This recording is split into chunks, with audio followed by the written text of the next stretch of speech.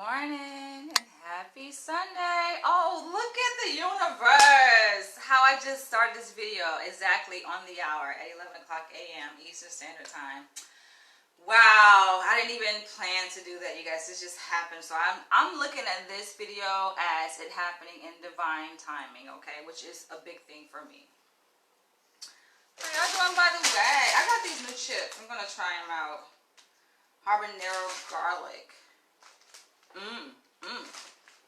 got when I was out yesterday. I went to downtown Brooklyn yesterday. It was fun. God dang, I hate when they make bags like this.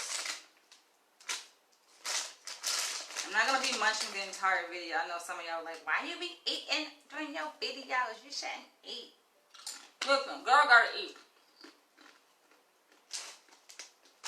I haven't eaten breakfast yet, so I'm going to put that in my stomach for now. So,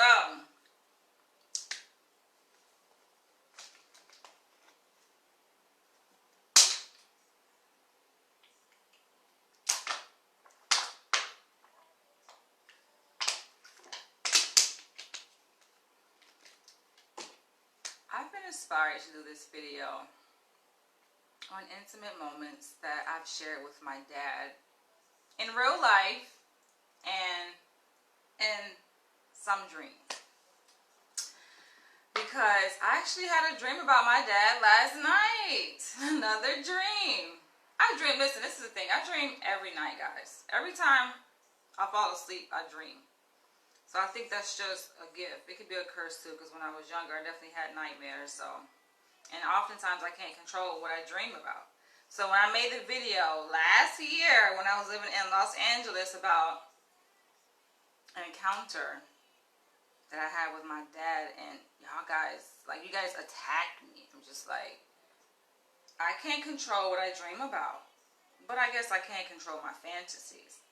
And so even that video that I made last year about my dad, I'm not going to get into detail about that. You guys can go back and watch that. But I did talk about how I guess that dream kind of came about from fantasies that I've always had concerning my dad growing up. And I don't think this is something that is unusual. Make sure I don't have anything in my teeth. But I don't think this is unusual, though. I think that I'm more vocal about it.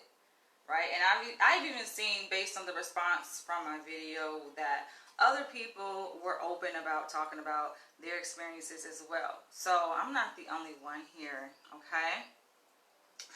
But that video that I made last year was sparked by, you know, just me reflecting on fantasies I've had, and also the the encounter that I had that night before, which motivated that topic that I did on my dad. You guys got to go back and watch that video, okay? That's 2019 video.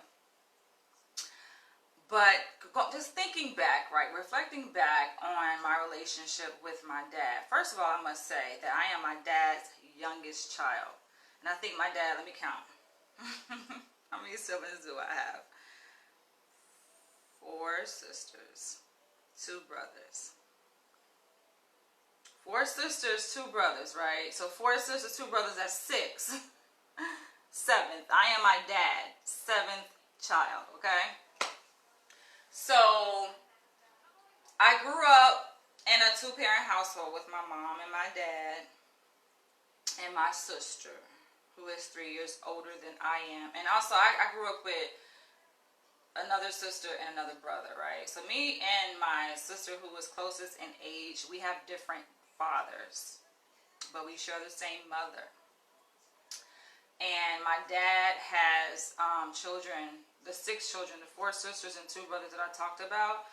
That comes from my dad's first wife, but we were still close because a few of us, his youngest 2 that are older than I am, we lived in the same house, right? So it was, how many is that? 4? Me and my sister from my mom, and my dad, my dad's 2 other children, right? Which are my sister and brother too. So I remember just like growing up, and they moved out, so we didn't share the same house for that long, right? Because they were much older. They were like in high school. They were like on their way out, right? They were like maybe 17, 18. They definitely were out. So we didn't share that space for too long. And so then it was just me and my sister, my mom and my dad. And I remember just growing up that I feel like my life growing up, it was just like the dream life. I felt like things were just perfect. And so I had my own room. My sister had her own room. And my dad is 42 years older than I am. My mom is 30 years older than I am. So that would make my dad 79. I am 37. And me and my dad always had a close relationship. It's just, me and my dad was just like this, okay? Like, ride or die. We still are. My dad is still alive. My dad lives in Florida, where I was born and raised. And I just remember being spoiled. I got my way. I got what I wanted. My dad would buy me things. Being that he was a breadwinner in the household, he would buy me like stuff that I would say a lot of children, especially in my demographic, in my neighborhood, in my close surroundings, didn't have. I had like a little one of those like electric cars, you know, a Jeep. It was a Jeep. I remember I had like an electric Jeep that I can drive. This was like my own Jeep. I had my own car when I was younger. This is like elementary school age.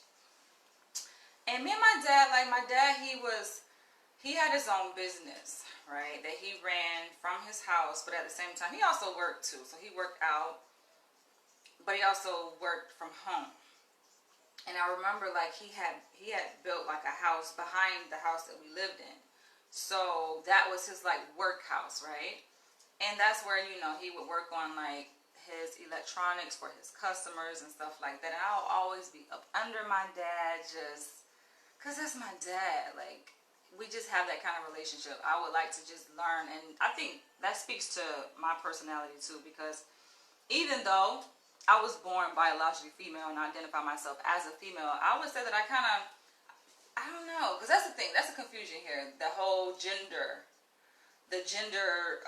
characteristics association, that people assume that certain characteristics are male, some are female. But for me, I look at it like it can be just androgynous. Why does it have to be male or female? So like, I would be interested in things that most girls at my age growing up weren't interested in, right? I mean, I had baby dolls. My mom bought me baby dolls, but I was more interested in learning how things work, right? And given that my dad, he worked with electronics, right? TVs and VCRs at the time, and fixing them and taking them apart. Like, I was interested in stuff like that.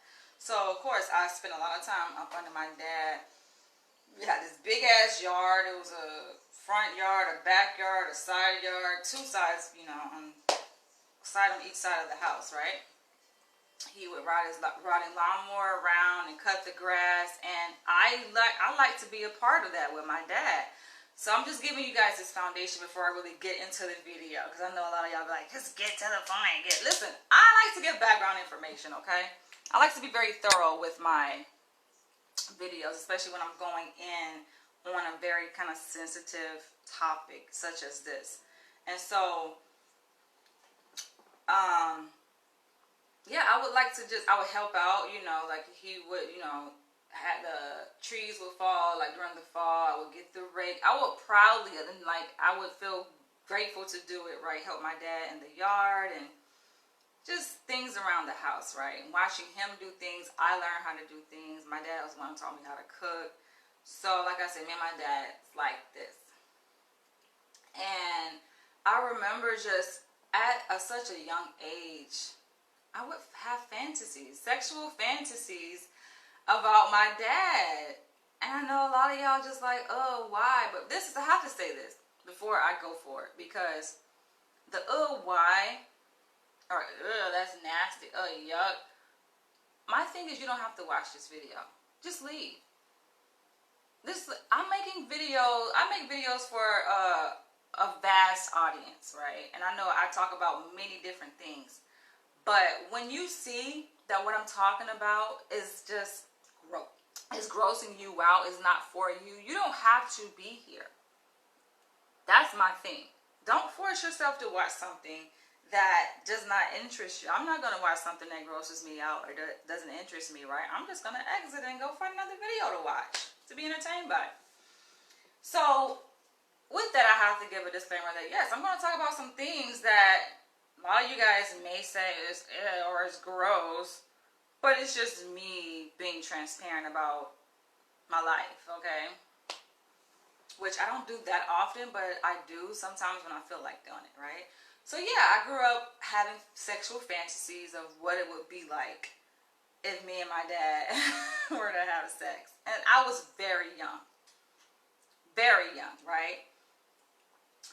And so it made me think, like, considering the dream I had last night about my dad, and I'm going to talk about that in a minute.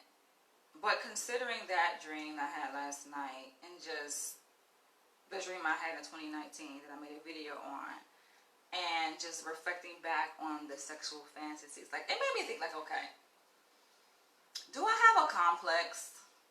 Do I have a complex, right? Because I know there's thing in psychology. There's a term coined by Freud, who was a psychoanalyst back in the day, way back in the day, who came up with this term called the Oedipus complex, which basically means it's a complex of emotions. This is how Google describes it, but this is just what it is. It's a complex of emotions aroused in a child. They say it's around the age of 4. That's pretty early, right? So a complex of emotions aroused in a very young child around the age of 4. For the parent of the opposite sex, right? So the Oedipus would be a male child and him having these emotions, complex of emotions towards his mother. Then they came about with the Electra complex, which is for the girl. And so I'm asking myself, like, do I have an Electra complex? Like, I like to reflect. I like to even analyze myself sometimes. Just like, what do you guys think? Is an Electra complex? Because the flip side to that would be where the female child has a complex of emotions towards her father, the parent of the opposite sex, right? And is motivated by unconscious sexual desire. They say unconscious, so you're not really aware of it or really have much control. Things that are in our subconscious, we can control. There are ways to manipulate what's in our subconscious, but for the most part, we don't really have control over it, right? It's just something that is there. Dreams sit in our subconscious mind. Our fears oftentimes rest in our subconscious mind. Now, yes, we can manipulate our fear, because fear also crosses over to the conscious mind too. So you can think about the way you think about certain things can help feed a certain fear that you have, but it lives in the subconscious mind. And our natural impulses also, they sit in the subconscious mind. You know, the whole fight or flight thing, that's subconscious. Our reactions to certain unexpected stimuli, right, that are in our environment, it's just automatic. Don't really have much control over that. So they talk about these desires, these sexual desires within a young child, male or female, that rest in the subconscious mind. And I'm like, that's interesting. I kind of like that theoretical approach to it, because it kind of takes some of the blame off the person, because it's just like, where does fantasies come from? I didn't create the fantasy, right? When you have fantasies about something, do you purposely just create the fantasy? It has to come from somewhere. Even though we may think we have a certain control over our fantasies, right? And let's say as an adult, we fantasize about, oh, I wonder what it would be like men do it, to have more than one woman, to have sex with more than one woman. You're thinking about this. But where did that thought come from, right? It may come from somewhere. Maybe a video that you watch, right? Maybe something you saw or heard in your immediate environment, right? Just generally speaking. But I'm thinking, for this to happen so young, like these sexual desires or fantasies, as I used to experience, happen so young. It does make me wonder, like, where the fuck? And it may create certain thoughts in your mind too regarding, like, my parents. Like, well, what were the parents doing? No, my parents were very conservative, Christian. Pause, right? I gotta pause because I know a lot of y'all like, oh, Christians, even though they are Bible thumping Christians, Christians are freaky too, right? Christians do their own thing. But no, my parents were very conservative. They went to church. Very formal kind of behavior, especially when it came to raising me and my sister, right? When I was younger. My mom did not play the radio. And anybody from the South know what that means. My mom don't play it. Very strict. My mom was very strict. My dad was more authoritative. I would say authoritative / permissive. So I did get my way a lot with my dad, which is why I think I clung to my dad a great deal of the time. But I'm thinking, like, what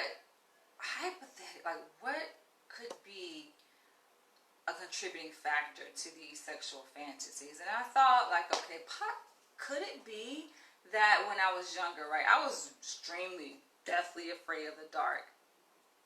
And so I remember there were times when I would, like, wake up from a nightmare, because I had my own room, and I would go knock on my mom and dad's door and want to get in their bed. And they would allow me to get in their bed for the most part. But there was this one time, I think I really upset my dad, and he jumped up out of his bed furious, and I just remember him saying, "Go get in your bed." And he said it with such, like, macho-ness, right? It kind of scared me, and this was the only time. My dad has never laid one finger on me in terms of, like, aggressive or disciplinary type of, action. He never. My mom was that person, right, who would give me beatings, not spankings, beatings, old school fashion style, slave. I call them slave beatings, because she would make me strip down to my underwear, and at the time I didn't have breasts, right? I hadn't reached puberty yet. Strip down and beat me because I had done something wrong. Me and my sister too. And I hated those. That's a whole nother video, right? A whole nother video. But make strip down, I mean underwear, laying across the bed, and she would use cable cord, extension cord. It was intense. And even at the point when I did reach puberty, because I got beatings up until the age of 16. But I'm not gonna really get into that in this video, because I have talked about that in the whole situation surrounding that. But yeah, even to the age of 16, still stripped down and get beat, right? So it was pretty intense. But I'm thinking, like, just thinking about back then growing up, and that scenario where I had the dream and my dad, he was just, I think he had enough, and he was just like, he got up out of his bed, he was like, go to your room, and he smacked me on the butt out of nowhere. He just gave me a woof, and I was like, ugh. I was walking back to my room, and he just caught me off guard and boom, hit me on my butt one time and told me to go get in my bed, because it was very bothersome to him for me to get out of my bed, come and knock on his door, interrupt whatever they were doing. I know that him and my mom were doing something, right? Because when I went in the room, kids are very observant, right? And I do remember this very clearly, that when I went in the room, there was a towel laid down on the bed, right? And I remember I was just like, oh, like, it makes sense to me that, okay, it's a towel down there for a reason, maybe to catch the wetness, right? But I remember this. I was a young child. I'm talking about, like, elementary school age, right? And so I bring that scenario up because perhaps that may have something to do with it, but I don't ever recalling seeing my mom and dad have sex. Ever. But it's just like, okay, perhaps I was in the bed at the same time they were having sex. I doubt it because I would remember that, right?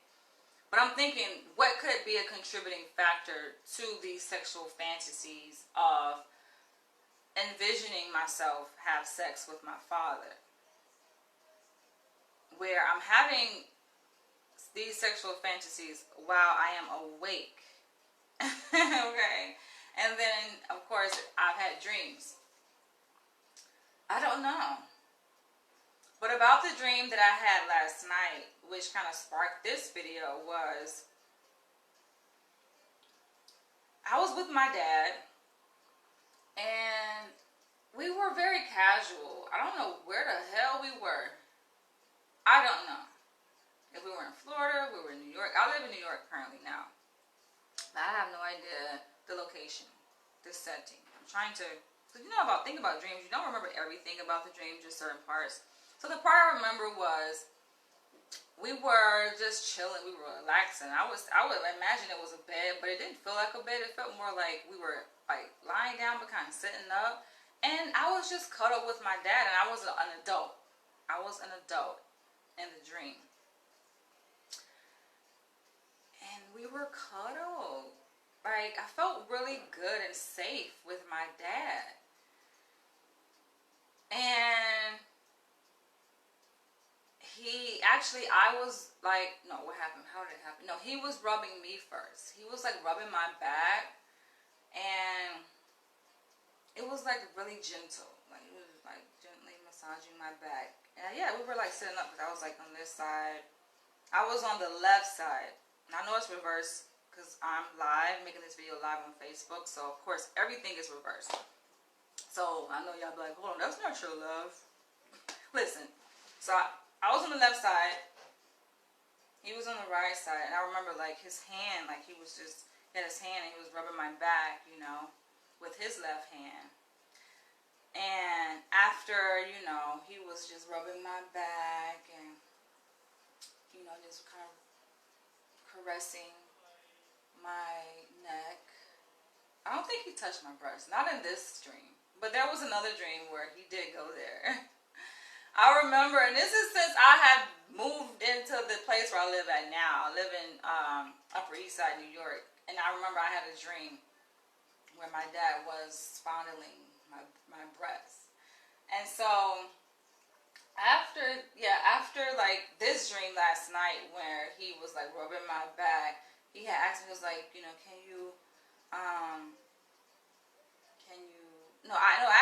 I initiated, so I started rubbing his chest, but then he was like directing me on how to do it. That's what it was. So like I reached down, I was like rubbing his chest, and he was like, can you rub here and here? And I was just like rubbing, and it just felt like a natural interaction. And I guess it could be weird because this is a dream. This clearly happened in a dream, right? Me, I have to say this because I've said it before, but sometimes things get lost in translation. So I would have to be clear that, no, me and my dad, we have never, never had sex, okay? But do dreams count? I don't know. So, but it felt very natural. And it's just like seeing how natural it felt. Like it didn't feel like, oh, we shouldn't be doing this. Because I know there are times when I do dream and I think I'm conscious that I'm doing something wrong in the dream. So I'll stop myself because I don't know that I'm dreaming, right? Because there are times where you know that you're dreaming. And I've said this before, like dreams where I know that I am dreaming, I'll be like running wild. I just do things that I know I couldn't do in real life or I couldn't get away with in real life. For example, like running outside butt ass naked. But dreams that I am not conscious or aware that I'm dreaming, I don't have much control over the action in the dream. And so I'm not aware necessarily of, oh, it's wrong or it's right, I think. So the dreams that I'm conscious that it's a dream, right? And I have control over my action in the dream. I'm also aware of the moralities, I guess. It's interesting, right? That distinction. I'm aware of the moralities that have been created within our society. What's right and what's wrong, right? The morals. I say moralities. The morals, right? But the dreams that I don't have conscious awareness of, meaning I'm not aware that I'm dreaming. I guess morals don't matter. That's just my interpretation, I guess. So, yeah, I was just going with the flow last night in my dream. And it just felt good. Just that connection, that bonding. And it just felt very natural. And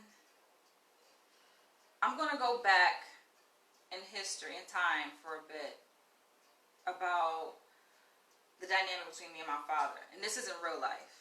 So I have to specify because I know I'm kind of jumping all over the place. Like, what? Is this a dream or is this real life? I will let you guys know if I'm talking about something that's I'm dreaming about or something in real life. But this is real life. Where it kind of like just reminds me of like the dynamic I shared with me and my dad growing up. Where it wasn't anything sexual, but it was intimate. And I liked it. I felt like it didn't bother me, and it wasn't an issue in the household either, right?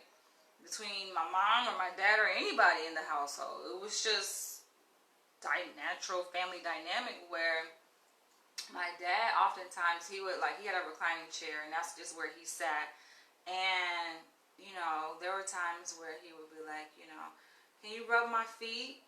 And I would go and rub his feet. I would get lotion and rub his feet. But I don't think, is anything wrong with that? I know a lot of children. I was a child at the time. I was not 18. I was growing up in his house.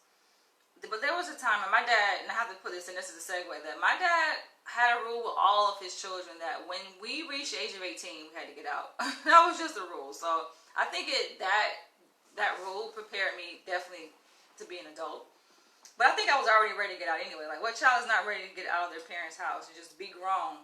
And I already had plans to go to college anyway. I started college when I was 18 years old and graduated when I was 22 years old with honors from Florida State University. So, but, having said that, I was definitely a child at that time. And, there were times where he was like, can you massage my feet? And, part of that would be getting lotion, and I'll rub his feet. And I would enjoy doing it like a massage therapist, My dad would be kicked back in his reclining chair. And I'm just there massaging my dad's feet. And it was more like like a self-care, like a treatment for my dad. Where not only did I massage his feet, but I would like clean his ears with Q-tips and massage his scalp and things like that. And I feel like that's normal. Like, that's nothing inappropriate necessarily, And there were times where he would ask for me to do it, and there were times I would volunteer it because I just wanted to connect with my dad and just be around my dad. And I always, like I said at the beginning of this video, I spent a lot of time with my dad. He would be working out in his workshop, working on his clients' technology devices, and I just like to just listen to him talk because my dad's very intelligible, very smart, wise, and I just like to hear him talk, and I learned a lot from him.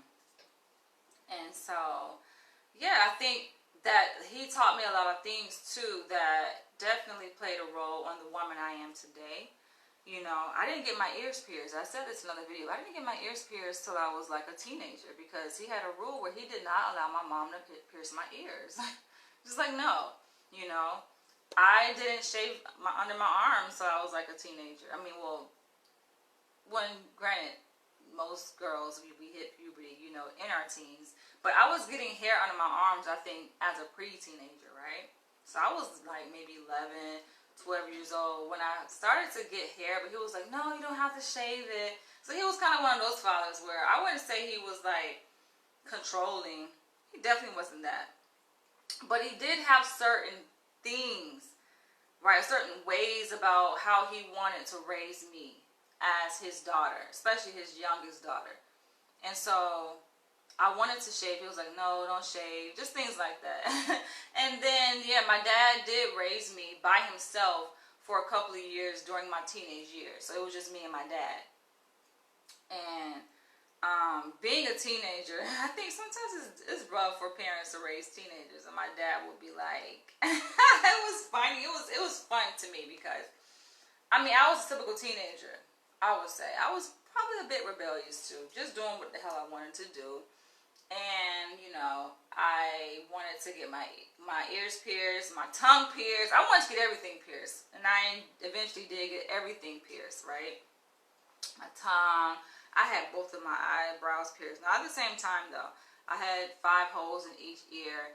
I just went all out, right? And I came home one day and my dad saw these piercings. I had one in my navel, my belly button. And my dad was like, what is that? I was like, I got my ears pierced. I got these things pierced.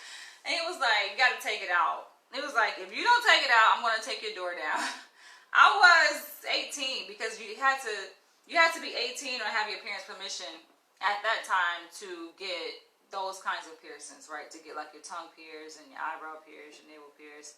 And so I remember when I came home, my dad saw like I was talking to him. He saw I had a tongue ring. He was like, you gotta take that out. He saw my eyebrow, my navel. He was just like, no. And then of course I was wearing like a midriff, so you could clearly see my navel piercing. He was like, you gotta take that out. I'm giving you, and he like gave me an ultimatum. He was just like, I'm giving you until, I don't know, how many days. It was less than a week. He was like, if you don't take that out, I'm going to take your door down. But I laughed because I was the kind of kid, too, that I'm smart, too. My dad is smart, but I'm just as smart as my dad. And I'm like, you don't have the right to take my door down. It was hilarious. Like, you don't have the right to take my door down, which he did not. You can't take my door down because that's an invasion of my privacy. I know my rights. I always know my rights, right? So I just thought that was a funny tidbit. But I love my dad. Me and my dad, we just have this very special relationship. And I don't look at anything that has ever happened between me and my dad as inappropriate. Because, first of all, we never had sex, like I said. Never had sex. Yes, in my dream. But it's a dream, right? So in my dreams, yes, it has happened. And I just talked to my dad the other day. It was funny because what was yesterday? Saturday. So Friday, I was turned up over here, yo. I was like, I had some glasses of wine. I was drinking my wine, listening to music, dancing and stuff. And I drunk text my dad. It was late. It was 11 o'clock. I think I was just bored. And I drunk text my dad. I call it a drunk text because I was a little bit intoxicated. I was chill. I was relaxed, though. And I was bored, and I was just like, I wonder what my dad is doing. I want to talk to him. And so I texted him, but he didn't reply back. He probably was asleep. It was 11 o'clock Friday night. But he did call me when I was out in Brooklyn yesterday, and I was at the seafood restaurant eating, and I was actually in the live video, and he called me, and so I paused the live video, and I talked to my dad. I was like, Dad, I'm eating. So me and my dad, we still talk. We're cool. But I think the way my dad raised me growing up definitely plays a major role in who I am today as a woman. I'm going to say this before I end this video, that you guys know that I am a proud practitioner of BDSM. And I identify myself as a submissive baby girl. And so that's a really a whole separate video topic, but it is related to this because it goes into the dynamic between a man and a woman, right? And specifically a daddy dom and a baby girl within the context of BDSM. So for you guys who don't know what BDSM is an alternative lifestyle involving many different erotic practices, but for me, yes, it has a certain degree of eroticism, but the eroticism isn't the main focus of why I'm attracted to this lifestyle. It's more about the psychological dynamic of it that I have learned to tap into and I'm aware of. Some people, I feel like, don't have that degree of awareness of who they are and what they like as an individual, and when it comes to interpersonal relationships, where I do. And I recognize that who I am, there is a little girl inside of me. But I'm also a full-grown woman, too.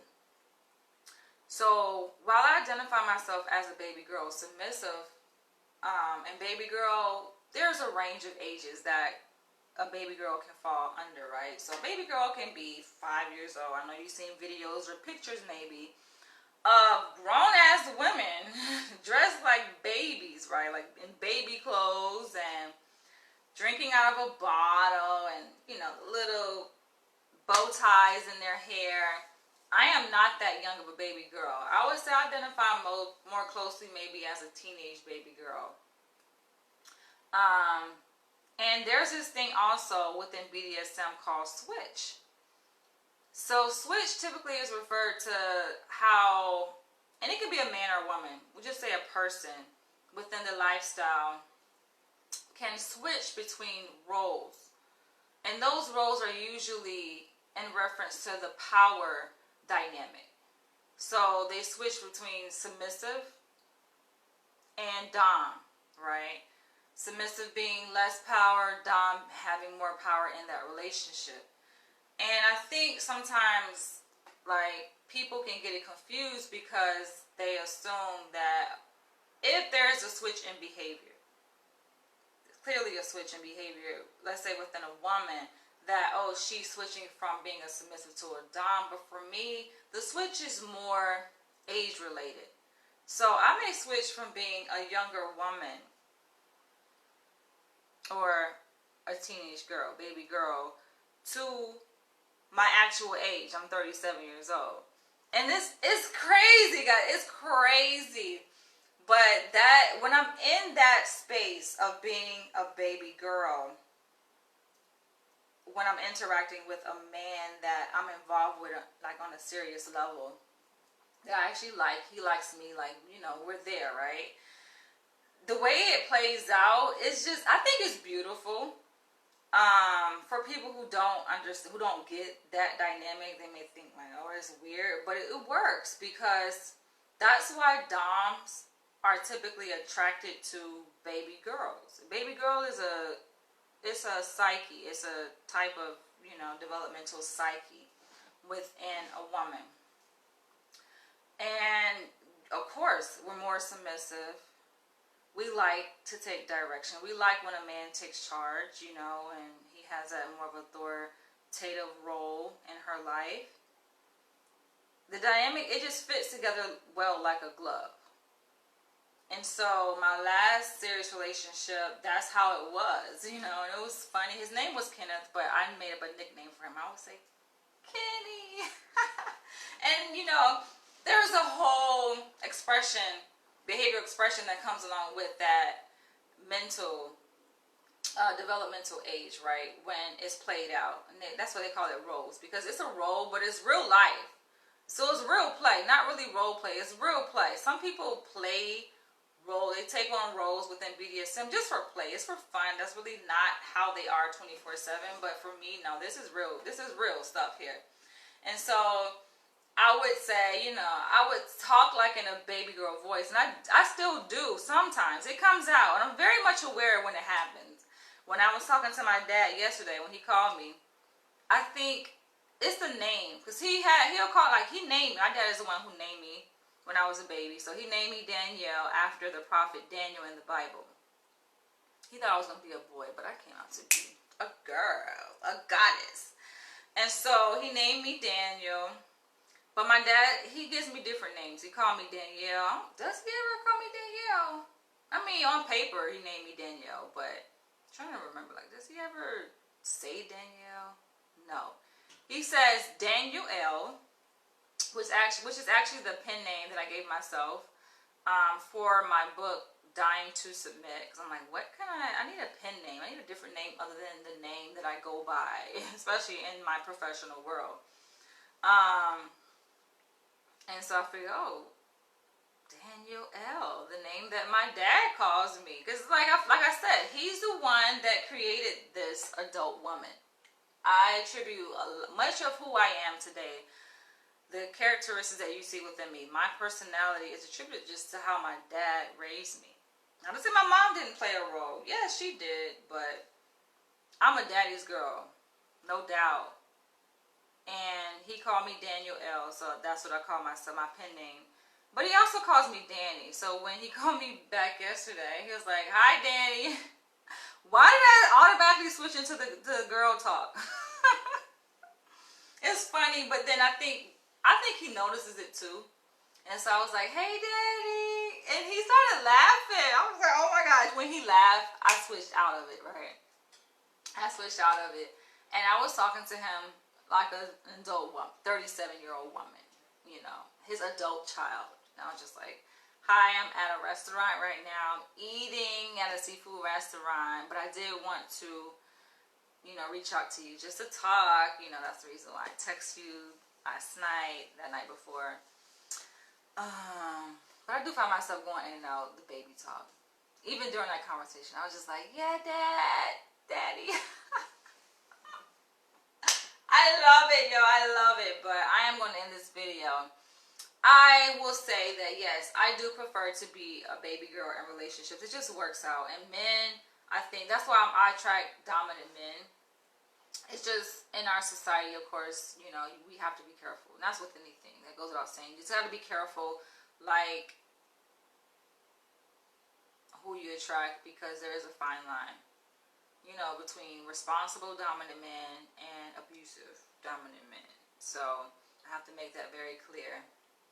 But I like BDSM, it's an alternative lifestyle. It's just a thing that we can enjoy and be able to identify with as adults, mutually consenting adults here, okay? I'm definitely not promoting any inappropriate, relations with children. Like, no, that is not what this is about. I'm speaking on behalf of myself as an adult woman regarding fantasies that I've had with my dad. When I was a little girl, but it's innocent in my opinion. It's innocent. My dad is innocent. My dad is definitely not a, what do you call them freaking people? Molester. No. So I'm definitely not promoting that. Sometimes, like I said, information can get misconstrued, and sometimes people take it a step further in their mind to make interpretations that no, is not true. So while I support that dynamic between like an adult baby girl, and I can say just the word baby girl in and of itself, and people within the BDSM community will understand what I'm saying. They would not take it as literally a little baby girl who was underage. And that's another thing. YouTube doesn't recognize baby girl, daddy dom dynamic and it being between mutually consenting adults. They do not get it. So they think that you're talking about inappropriate child relationships, right? Like, no. No. That's what we need, our own space, right? Which we do have like FetLife, but I don't like FetLife because FetLife for me just seems like a porn website, a porn social network, and I'm just like, no. Because a lot of people just have naked pictures and people sending naked. I don't like that. To me, that's a turn off. It's all about the psychological perspective first. I feel like all of that, the clothes will come off, all right? That's just like with dating, the initial phase is like, guys sometimes jump to the sexual aspect. Listen, that's going to happen. That's going to happen naturally. But you have to be able to connect on a psychological level first. That's a beautiful thing. That's why I feel like, yes, I'm still single. 37, no kids. And some guys are like, "Oh, why? You're beautiful. You got all of this and all of that." But no, it's the intricacies of it. Like, I'm a special kind of woman. Special meaning just different than a norm. A lot of women don't think like I think, right? Most women would watch this video and disagree and think it's disgusting. So being that I know I'm a special character, right? I'm attracted to a certain kind of guy, and he has to get it. He just has, some guys get it, some guys don't. But the guys that get it, and we fit together like a glove, like, it's beautiful. It's a beautiful thing. So I'm just thinking about this one person in mind right now. because the conversation we had last night, which I'm not gonna put on here, but it was wonderful, that dynamic. I just like when guys get it and the way they communicate with me. It's just like it works because they know how to communicate with me, right? All right. On that note, I'll end this video. Yes, I do want to hear your comments. Yes, I do. I do care about what you guys have to say in relation to my video. So feel free to comment below. Share this video, and I'll catch you guys in the next one.